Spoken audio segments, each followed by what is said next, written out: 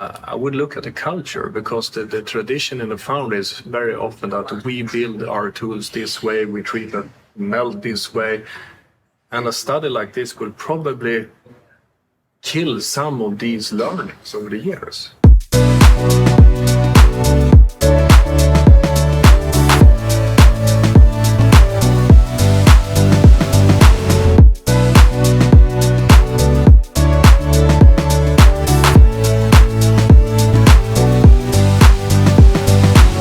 Hello and welcome to this Gold Nugget from the S2P conference in Brescia.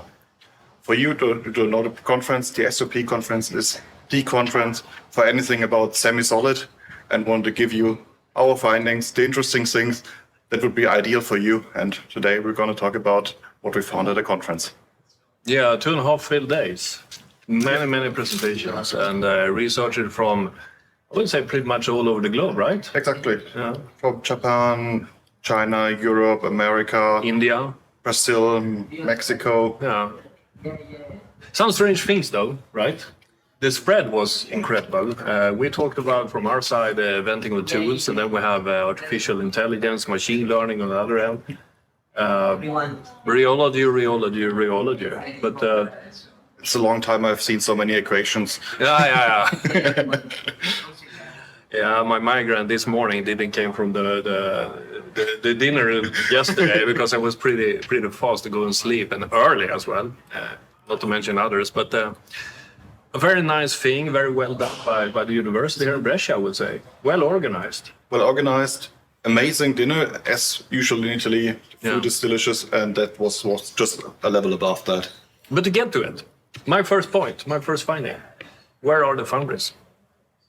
We have a great interest, but we don't see the big ones here. Why don't they bother to send at least one guy, maybe not only for listening to presentations and learn something, but maybe more for getting in touch with this research industry, because it's an industry. If we look at it, the capacity that's poured into rheology, simulations, metallurgy, a lot of aspects, and knowing those people must be incremental if you are actually planning for mega castings with some kind of semi-solid, for example.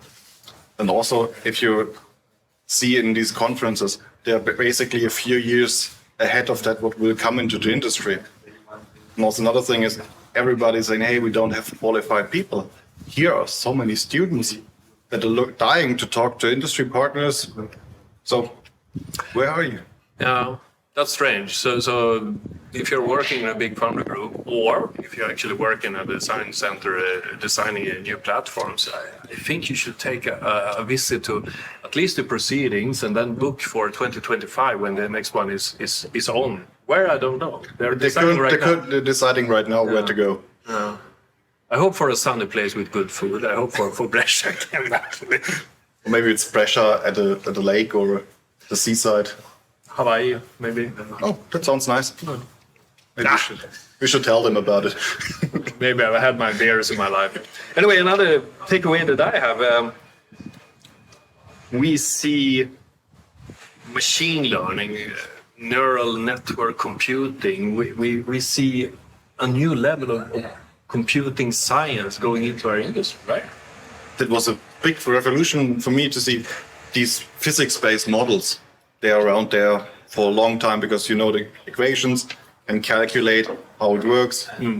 But the physics are just equilibrium phases, and the industry, Rheocasting, it's all on cycle time, it's the kinetics, and it's hard to fill these gaps with equations. What many of these researchers did, they added neural networks, AI to it, to fill the gaps, to take the models and then make it easier by filling in the blanks to get to actual data. Yeah, exactly. It's like a shortcut. You don't necessarily need to understand everything that happens to the atom when you have a discrepancy between the theory and the practice. And all of a sudden, you actually had an equation describing solidification, rheological behaviors, and so forth.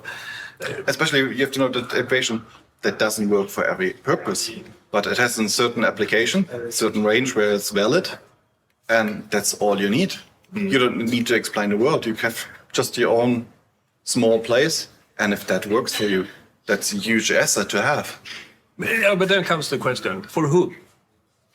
I mean, it's not for our foundry back in the days. I can tell you, no, this is far away. But if you are actually designing something where the cost per hour is so high, maybe it starts to make sense. I mean, if we take the simulation, for example, we all know that the simulate a megacasting, a gigacasting, call it what you like, is a bit of a problem because no one has done a part like that. And in making it a more certain, more sure, more predictable, is one of the findings, computing science walking into metallurgy, right?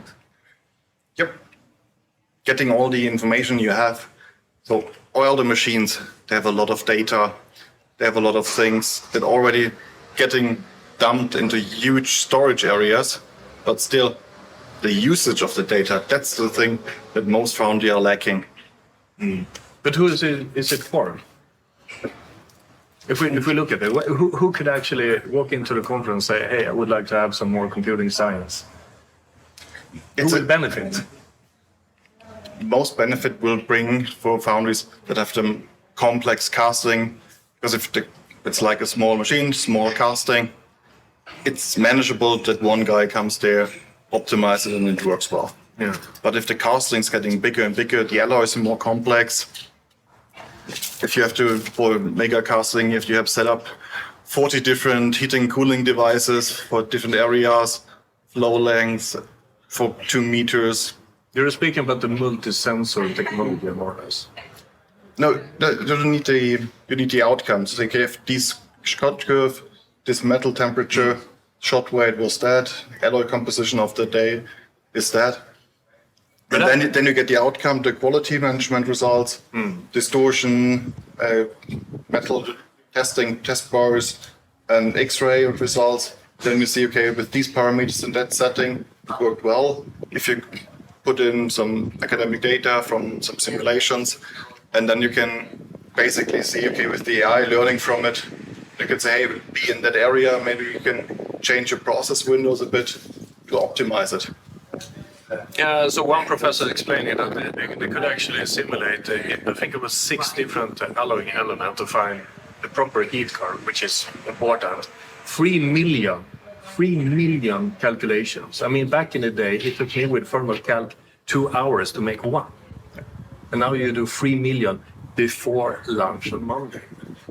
Imagine the tool we're looking at here, where you actually can find the result and a little bit waste the computing power. It's not a limiting factor if you have it. No, computing power is not a factor, especially with these simulations. They usually are more towards the power of the processor core. So too many cores are not really being a big advantage. Just a single core performance and or leave it on for the night and wake up to a final. Or start it Friday afternoon, go for a beer, and then Monday your research is done. We haven't only been drinking beer at this conference. Yeah, but also wine. But my biggest takeaway is I think this will revolutionize the simulation of the science, the flow behavior of the metal.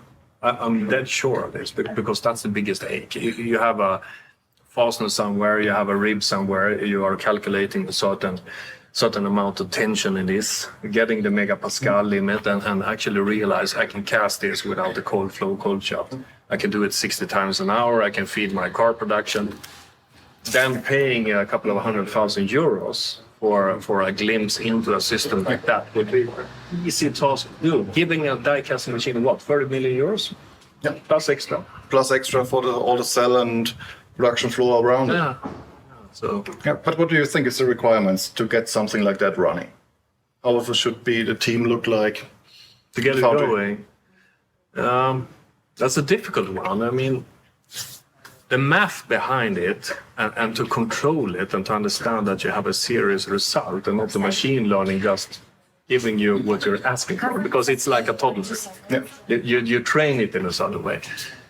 I would say guy number 1, computing science, doesn't need to be a metallurgist. We have to stop hugging this thing that it has to be a caster who knows what he's talking about. But that's actually pretty irrelevant for this task in the beginning.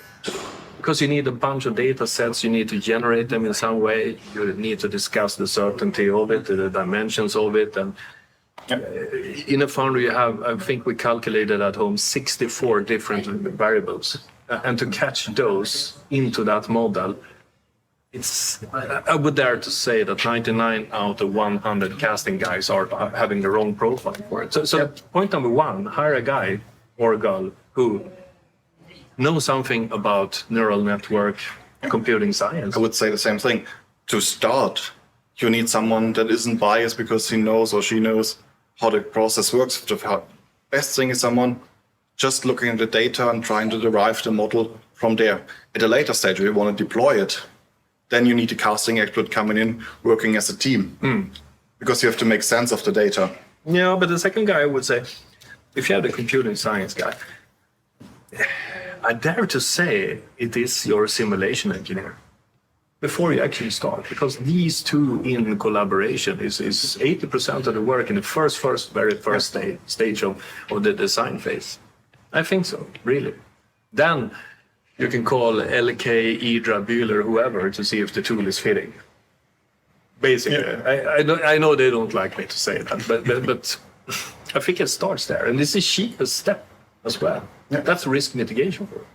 Definitely. And still, if the model doesn't work, you start all over. But as a management team of a foundry, you have to allow for failures to happen and for dragging it on because you don't know the outcome. It's basically just numbers and you have to make sense of it. And that will take time and won't work the first time. Which leads me back to the question. The founders we saw here today, they are, if I understand the discussion just right, they are not that big. They're very profitable. They're making good money. But the big ones who should listen to this are not here. Because this computing science thing is maybe not for the family-owned company with the 5 to 15 die-cast machines. They are. This is way ahead. This is 2 years before first Auto 2. Exactly. But maybe it's something if more than one foundry, which have different product spectrum, collaborate with set up a team working for all the foundries. That would be something that could help, and all of them have the profits then. But you asked me about how to build a team like that, and I came up with 2 different roles. I would say before I do anything more, I would look at the culture, because the tradition in the foundry is very often that we build our tools this way, we treat them melt this way. And a study like this could probably kill some of these learnings over the years. That's a feeling I have. So the third guy that enters the room is the new culture, where you don't put personal politics or discussions from the past on how to build a tool and all that. Shouldn't call it bullshit, but yeah, you kill the ghosts that are delivered from generation to generation and get actual factual data in your production. And another thing I would like to bring up before we round this off is sustainability. There are 2 things that annoys me. We have been listening to, 30, 40 presentations now. Sustainability has been a big factor, big as the computing science. And what disturbs me is the lack of discussion between the properties, the secondary alloy, and the castability. In short, because let's say we discuss iron content, for example. The car industry will. It's a hard task to tell them that use an A356 with an elevated iron content. That will take years. Yeah. But if you want to cast something long, slender, you don't want any soldering, sticking in there, then you need a little bit more iron. On the other hand, you have a designer saying that I need my 8-9% prolongation, and then he is again pushing down the iron. So here is a discussion that is super important. But we know one thing. Semi-solid, you don't need to increase the iron that high. So there's an opportunity there, but no one seems to catch this. This is just an example. Yeah, but also if you consider, just to give a background, if you have an iron limit of 0.15%, you end up around 20% of recycled content. If you increase it to 0.25, you can go up to 80% of recycled content. Which is what you need. Which is what you need, and that's a huge step for a small change. And the properties won't change too much. But the specification don't allow for it in many OEMs. And that's something we need to discuss. Where to deviate from the current specifications to get more scrap into the metal without compromising on the properties. Then there's a third thing. Now I'm the whining, middle-aged, diesel-loving guy from Sweden here, right? This is a scientific conference. It should be in the future-looking. I absolutely accept it. But I wonder a little bit if we need yet another conference that places itself between today and what we are listening today.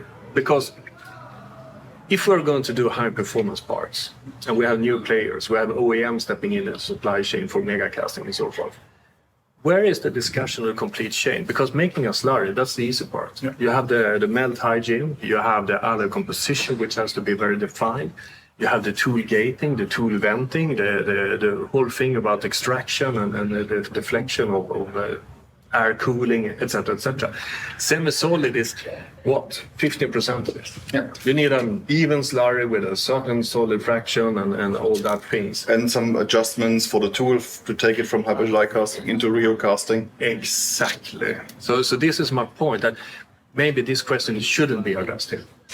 Maybe this is what has to be known within 2 years, and that's not why we have researchers. But I kind of think that many big companies right now doing structural castings and looking into the future for bigger and bigger parts should actually benefit from having some kind of information exchange. I mean, how to lubricate your shot sleeve to get rid of excess oil into that is causing problems with your elevation, as a certain example. And that's not like you have to blab out all your company secrets. It's just to get some ideas implemented as a best practice, and also with these exchanges besides all the presentations. It's really interesting. You get new ideas. So for us, we got so many ideas here to talk about and bring you new nuggets. I think we should actually talk with Professor Jorfors and Paula and the other professors and kind of ask them, why don't we have an industry summit next year in Brescia?